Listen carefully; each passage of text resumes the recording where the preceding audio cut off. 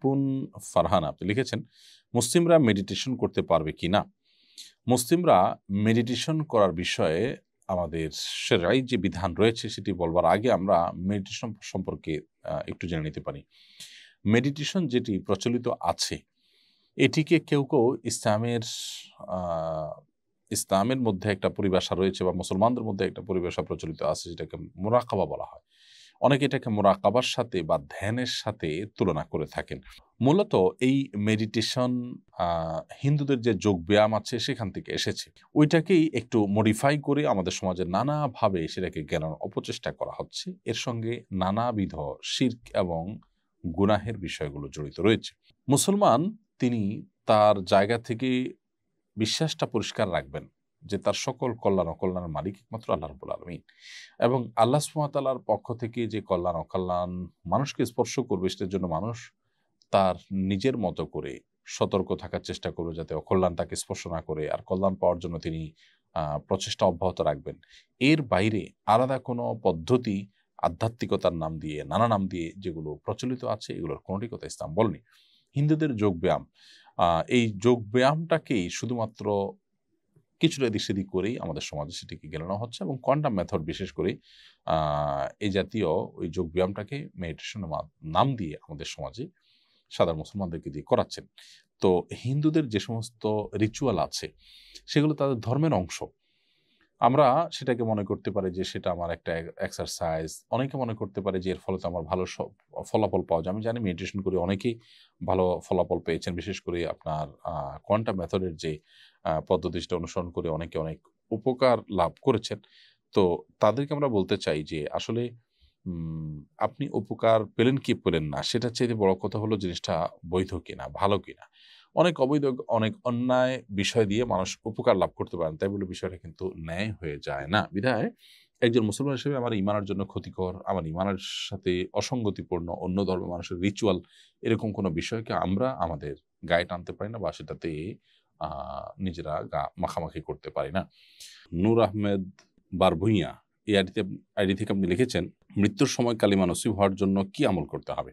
একজন ইমানদারের সবচেয়ে বড় চাওয়া, সবচেয়ে বড় পাওয়ার বিষয় হলো যে তার জীবন যখন তিনি অবসান হবে তখন তার ঈমান সাথে থাকবে, ঈমান সাথে নিয়ে তিনি যেতে পারবেন। দুনিয়া থেকে যাওয়ার সময় যদি আমরা ঈমানদার হয়ে যেতে পারি, মান কানা আখিরু কালামিহি লা ইলাহা ইল্লাল্লাহ দাখালাল জান্নাহ, যে ব্যক্তির জীবনের শেষ কথা হবে লা ইলাহা ইল্লাল্লাহ, অর্থাৎ ঈমানের উপরে অটল অবিচল অবস্থায় যে ব্যক্তির মৃত্যু হবে সে ব্যক্তি জান্নাতে প্রবেশ করবে। অতএব মৃত্যুর সময় যেন আমাদের কালিমা নসিব হয়, মৃত্যুর সময় যেন আমাদের ঈমান থাকে, বিশেষ করে মৃত্যুর সময় শয়তানের সাথে ঈমানদারদের লড়াই হয়ে থাকে।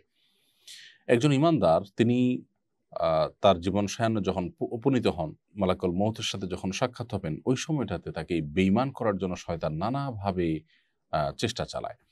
শয়তানের সেই চেষ্টায় অনেকে পরাস্ত হন, আবার অনেকে ঈমানের উপরে অটল থাকেন। এজন্য মৃত্যুর আগ মুহূর্ত পর্যন্ত একেবারে পুরো জীবনেই ঈমানের চর্চা করার পাশাপাশি মৃত্যুর মুহূর্তেও যেন ঈমানের উপর আমরা অটল থাকি, তার জন্য আমাদের বিশেষ যত্নশীল হওয়া প্রয়োজন। সেজন্য ভাই নূর মোহাম্মদ, আপনার প্রশ্নটি খুবই গুরুত্বপূর্ণ।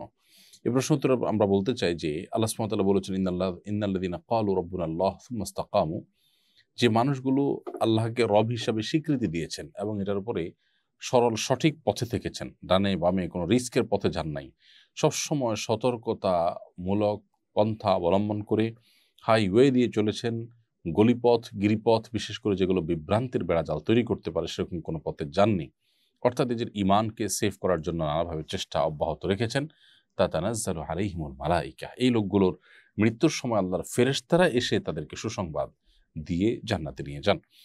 তো এই আয়াত থেকে বোঝা গেল যে আল্লাহকে রব হিসাবে স্বীকৃতি দেওয়ার পর এটার উপর অটল অবিচল থাকা, সিরাতে মুস্তাকিমের উপরে থাকা, সরল সঠিক পথে থাকা, কোরআন সুন্নাহর আলোকে চলা এবং বিভ্রান্তি বা সন্দেহের যে বেড়াজাল আছে সেখান থেকে নিজেকে দূরে রাখা, এটি মৃত্যুর সময় ঈমান নসিব হওয়ার অন্যতম একটি আমল। আরেকটি আমলের কথা বলতে পারি, আল্লাহ সুবহানাহু ওয়া তাআলা কোরআনে কারিমে বিভিন্ন দোয়া আমাদেরকে শিক্ষা দিয়েছেন। নবী সাল্লাল্লাহু আলাইহি ওয়াসাল্লাম বিভিন্ন দোয়া আল্লাহ তাআলার কাছে করতেন। এর মধ্যে থেকে একটি দোয়া হলো কোরআনে কারিমের দোয়া, যে আল্লাহ সুবহানাহু ওয়া তাআলা ইরশাদ করেছেন, রব্বানা লা তুযিগ কুলুবানা বা'দা ইয হাদাইতানা ওয়া হাব লানা মিন লাদুনকা রাহমাহ, আল্লাহ একবার হেদায়েত দেওয়ার পর আপনি আমাদের অন্তরকে আর বক্র করে দিবেন না, বাঁকা করে দিবেন না। এবং আপনার পক্ষ থেকে আপনি আমাদেরকে রহমত এবং অনুগ্রহ দান করুন।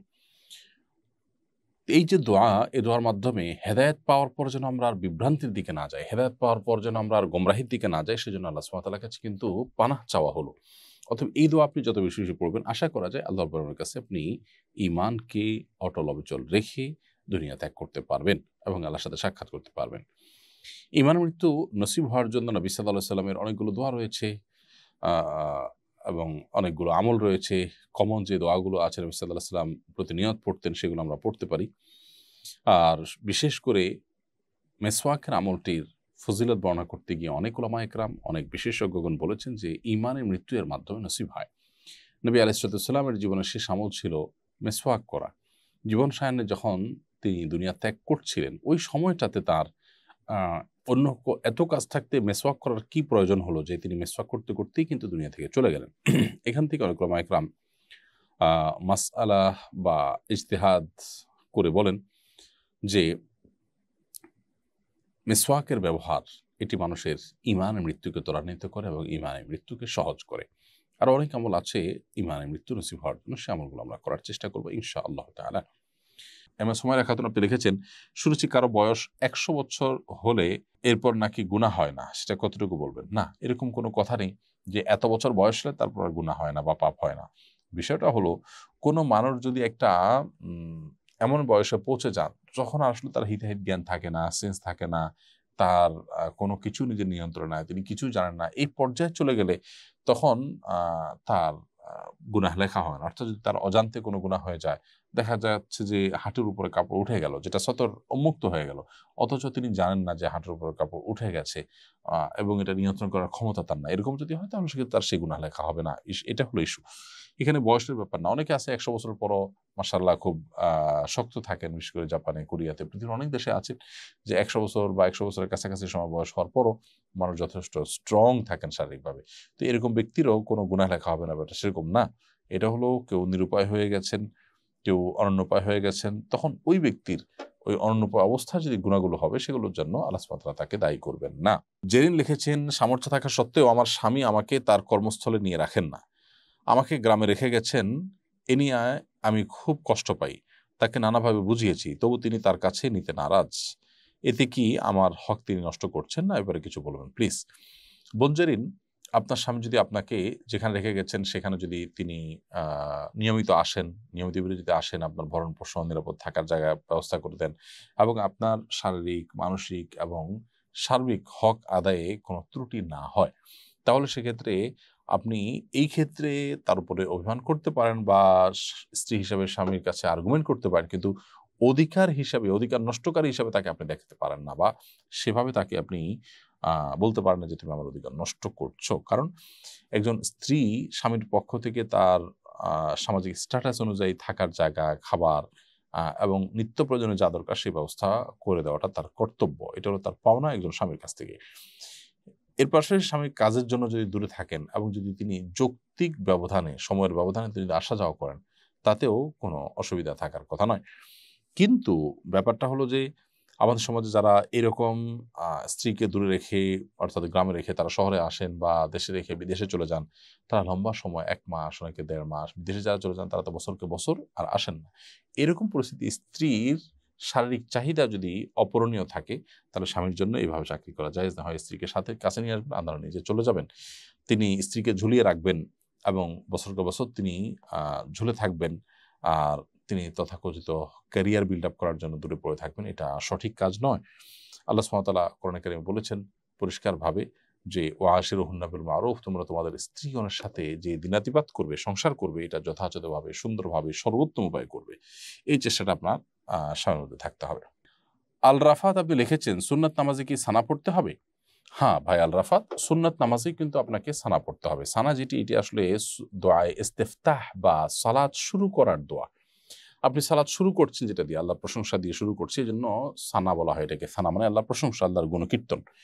তো ফরজ শুধু নয়, ফরজ, ওয়াজিব, সুন্নত, নফল সমস্ত নামাজের শুরুতেই আপনি এই সানা তথা দোয়ায়ে ইস্তিফতাহ বা সালাত শুরু করার দোয়া এটি আপনি পড়বেন। তবে এক্ষেত্রে আমরা বলে রাখতে চাই, সালাত শুরু করার দোয়া বা দোয়া ইস্তিফতাহ এটা কিন্তু একটা বা নির্দিষ্ট ফিক্স কোনো দোয়া নয়।